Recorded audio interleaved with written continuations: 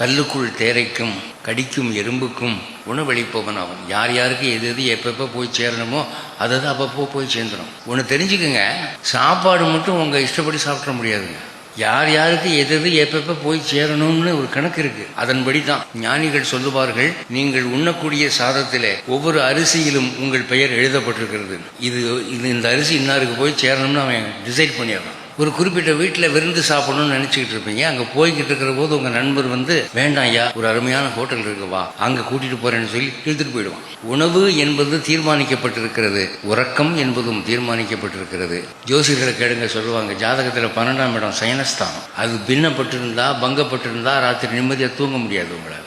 இப்போ நீங்கள் ராத்திரி நிம்மதியாக தூங்குறீங்கன்னு சொன்னால் அந்த புண்ணியம் உங்களுக்கு இருக்குது. அந்த புண்ணியம் உங்களுக்கு இல்லைன்னா பஞ்சுமெத்தையில் படுத்து கொசுவலையை போட்டு கட்டிக்கிட்டு ஏசி போட்டாலும் தூக்கம் வராது, உருண்டுட்டு கிடப்பீங்க. உறக்கம் என்பது அந்த உயர்ந்தோன் கொடுத்த கொடை, அது அனைவருக்கும் வருவதில்லை. உணவு, உறக்கம், நிம்மதி, சிரிப்பு இதெல்லாம் அவன் பார்த்து கொடுத்ததான் உண்டு, இல்லைன்னா இல்லை.